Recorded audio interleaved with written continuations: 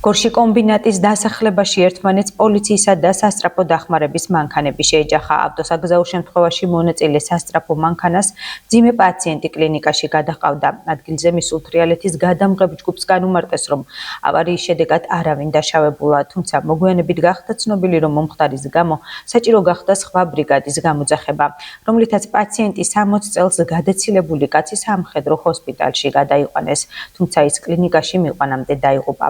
მომხდარ ფაქტზე დაწყებულია გამოძიება. სვერპლი არის თუ არა, ვინმე დაშავებულია? არავინ დაშავებული. დაშავებულები არ არიან. რა მოხდათ რომ გითხრათ ერთი სიტყვით? შეჯახება მოხდა და რაც ვარგულს. გადაყავდა ავადმყოფი და მოხდა აი ეს შემთხვევა, რაც მოხდა. დანარჩენს მე ვერაფერს ვერ გიპასუხებ. დაშავებული თუ არის ონკოლოგიური ავადმყოფი გადაყავდა ონკოლოგიური უმძიმესი და აი მოხდა ის რაც მოხდა. დანარჩენს მე ვერაფერს ვერ გიპასუხებ. ავარიის შედეგად თუ დაზარალდა არა. ექიმები ყველა აბსოლუტურად ნორმალურად არის. უბრალოდ იყო ის რომ შეფერხდა ავადმყოფის გადაყვანა. აი ესა მეტი არაფერი, ვერაფერს ვერ გიპასუხებ.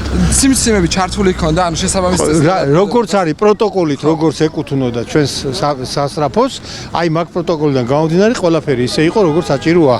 და პოლიციის მანქანას შეეჯახა თუ პირიქით? მაგდეს ვერ გეტყვი, მე არ ვიცი. აი რაც მოხდა ის მოხდა და მე თვითმხილველი არა ვარ და აბა მე ვარაუდით რა გითხრათ. ვერაფერს ვერ გეტყვით.